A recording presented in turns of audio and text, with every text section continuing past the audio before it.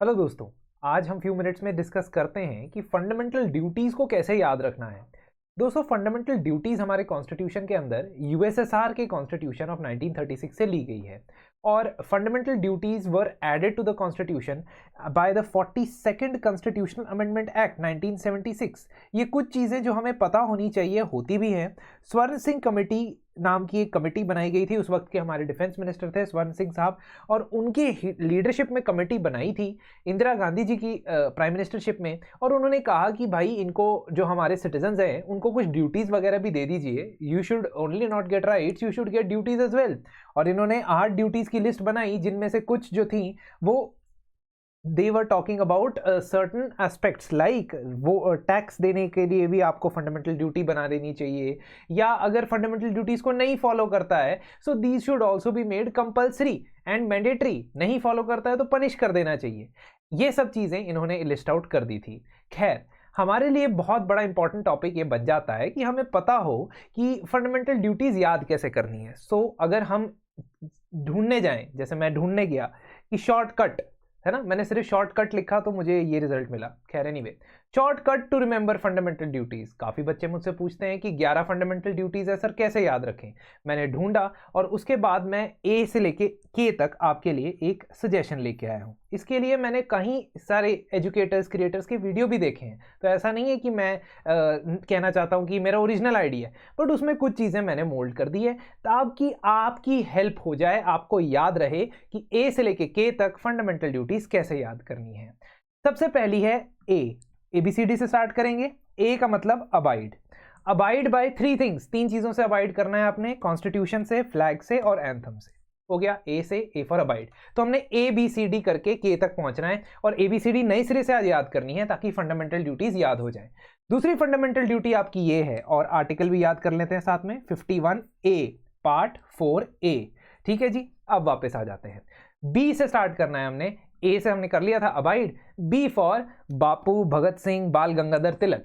यानी कि ये लोग कौन हैं? ये लोग हैं हमारे नेशनल स्ट्रगल और हमारे फ्रीडम फाइटर्स जो एसोसिएटेड थे, और हमारी ड्यूटी बनती है कि वे cherish and follow the noble ideals of national struggle and freedom. तो बी से बापू, भगत सिंह एंड बाल गंगाधर तिलक से। तो सी से क्या होगा? सी स यानी कि स्वी। स्वी मतलब स्विट्जरलैंड। अब इससे भी याद रख सकते हैं स्वी SUI। जब भी स्विट्जरलैंड किसी टूर्नामेंट में पार्टिसिपेट करती हैं, फुटबॉल हो या कोई एथलेटिक्स का इवेंट हो, तो वो SUI लिखते हैं। SUI मतलब sovereignty, unity, integrity of India. तो आपकी जिम्मेदारी बनती है कि आप सुई को संभाल के रखें, सॉवरेंटी, यूनिटी, इंटेग्रिटी को अपहोल्ड और प्रोटेक्ट करें। डी बहुत आसान है, डिफेंस, और यही यहां पे आता है, डी फॉर डिफेंस। कंट्री को डिफेंड करना, नेशनल सर्विस जब आपको बोली जाए तो आ जाना। तो आपकी फंडामेंटल ड्यूटी है कि अगर वॉर हो जाता है और आपको बोला जाता है कि आर्मी में भर्ती हो जाए, कंस्क्रिप्शन करें, तो आपको आना पड़ेगा। ई थोड़ा मुश्किल था लेकिन इसे ध्यान से कनेक्ट करते हैं। E for equality. E for equality याद रखेंगे तो उससे 2 टाइप की इक्वालिटी होगी। एक तो जेंडर इक्वालिटी, तो renounce practices derogatory to dignity of women, इसमें आ जाएगा। और अगर हम इक्वालिटी रखेंगे तो रिलीजियस, लिंग्विस्टिक, रीजनल और सेक्शनल डाइवर्सिटी को इक्वालिटी के अंदर हम लेके आएंगे। मतलब इन सभी डिफरेंसेस के बेसिस पे भी हम आपस में भेदभाव नहीं करेंगे, चाहे वो रिलीजियस हो, लिंग्विस्टिक हो, रीजनल हो। तो इसलिए ब्रदरहुड, हार्मनी की स्पिरिट हमारे बीच रहेगी। F for fort. फोर्ट कौन सा? Red fort. तो फोर्ट से हम याद रखेंगे कि रिच हेरिटेज और कंपोजिट कल्चर को कैसे प्रोटेक्ट करके रखना है। So we have the duty to value and preserve the rich heritage and composite culture. G for green India या ग्रीन इंडिया मिशन। ग्रीन से हम एनवायरमेंट को रिलेट करते हैं, तो forest, lake, river, wild life, इन सब के लिए कंपैशन रखना और इन सब को प्रोटेक्ट करना बहुत ज्यादा जरूरी है। तो ये भी आपकी फंडामेंटल ड्यूटी है सर। एच, जी के बाद क्या आता है? एच। देखिए, इस कोड को याद करने का एक बहुत ही इंपॉर्टेंट फॉर्मूला ये है कि आपको ABCD आनी चाहिए। ABCD में आपकी कमजोरी नहीं होनी चाहिए, अदरवाइज आपको कोड याद नहीं रहेगा। जी के बाद आता है एच। एच कहता है ह्यूमनिज्म और होमी जे भाभा। तो ह्यूमनिज्म की स्पिरिट आपने रखनी है और साइंटिफिक टेम्पर आपने मेंटेन करना है। होमी जे भाभा जो भारत के एटॉमिक प्रोग्राम के हेड हैं, एक बहुत ही विश्वविख्यात साइंटिस्ट रहे हैं, इनका नाम आप जरूर याद रखें। और एच से याद रखेंगे तो एच से आपको साइंस और साइंटिफिक टेम्पर याद रहेगा, एच से आपको ह्यूमनिज्म याद रहेगा। HI, आई से क्या होता है? आइसिस, ये बहुत ही खुश आईसिस के आतंकवादी आपके सामने नजर आ रहे हैं, और आईसिस का काम है वायलेंस करना, वायलेंस यानी कि पब्लिक प्रॉपर्टी को रोक तोड़ना। लेकिन आप फंडामेंटल ड्यूटी आपकी ये नहीं होगी वायलेंस करना, ऑफ कोर्स आपकी ड्यूटी होगी वायलेंस ना करना और पब्लिक प्रॉपर्टी को सेफगार्ड करना। जे, आई के बाद आता है जे से है जडेजा साहब। जडेजा एक्सीलेंट है, चाहे वो बैटिंग हो, बॉलिंग हो, फील्डिंग हो। बहुत कम लोग मेरे साथ डिसएग्री करेंगे कि जडेजा बहुत ही एक्सीलेंट क्रिकेटर है। तो उनकी एक्सीलेंस को ध्यान में रखते हुए to strive towards excellence in all spheres of individual and collective activity, ताकि नेशन भी हाई लेवल अचीव करता रहे और ऐसे ही क्रिकेट के अंदर जैसे ट्रॉफियां जिताई हैं वैसे ही जीतता रहे। और finally K was the last fundamental duty. It was added by the 86th Constitutional Amendment Act of 2002 और इसी वजह से आपको ये याद रखनी है एक्स्ट्रा। K से होती है नॉलेज, और नॉलेज गेन करने के लिए स्कूल जाना जरूरी है। 6 to 14 ईयर्स के बच्चों को आप अगर उनके गार्डियन हैं या पेरेंट है तो आपको उन्हें स्कूल भेजना आपकी फंडामेंटल ड्यूटी है। इसी के कॉरेस्पॉन्डिंग फंडामेंटल राइट भी है।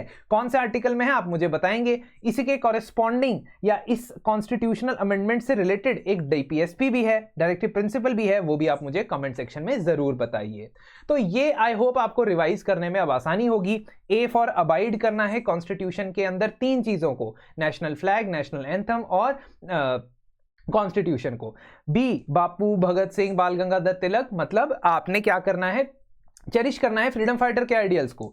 सी से सुई, स्विट्जरलैंड, यानी कि सॉवरेंटी, यूनिटी, इंटेग्रिटी को प्रोटेक्ट करना है। डी से डिफेंस ऑफ इंडिया के लिए हमेशा तैयार रहना है। ई से इक्वालिटी, तो जेंडर इक्वालिटी यानी विमेन को के लिए कोई डिस्क्रिमिनेटरी प्रैक्टिस नहीं होनी चाहिए और ब्रदरहुड आपने मेंटेन करके रखना है।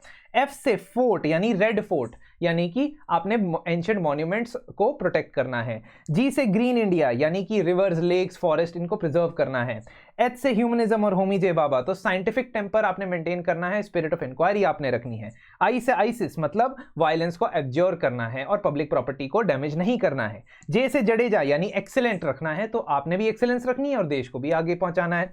एंड के फॉर नॉलेज, आपने 6 से 14 साल के बच्चों को स्कूल जरूर भेजना है। तो इससे आपको ए से लेके के तक आई होप फंडामेंटल ड्यूटीज याद रहेंगी। इस कोड को याद रखना इसलिए जरूरी है क्योंकि बहुत सारी चीजें याद रखनी होती है, तो न्यूमोनिक्स के जरिए हम ये चीजें याद रखते हैं। अगर आप चाहते हैं कि और भी चीजें सीखने में हम आपकी मदद करें तो आप हमारे साथ जुड़े रहिए। साथ ही साथ अगर आप हमारे किसी कोर्स को एनरोल करना चाहते हैं तो एक बहुत बढ़िया मौका है आपके पास। 5 फरवरी तक हम हर कोर्स के ऊपर 10% एडिशनल डिस्काउंट दे रहे हैं। तो ऑलरेडी जो डिस्काउंट चल रहा होगा उस पर 10% एडिशनल डिस्काउंट आप अवेल कर सकते हैं, खास तौर पे हमारे प्रीलिम्स क्रैश कोर्स और न्यू कोर्सेज जो 2024 के लिए लॉन्च हो चुके हैं। मिशन 1105, मिशन 1105, ये क्या है 1105? सीट्स हैं भाई इस बार यूपीएससी 2023 के अंदर। तो मिशन 1105 आप यूज कर सकते हैं कोड वाइल एनरोलिंग, और 5 फरवरी तक अगर आप कोर्स एनरोल करते हैं तो आपको एडिशनल डिस्काउंट मिलेगा। अगली बार तक के लिए धन्यवाद एंड थैंक यू।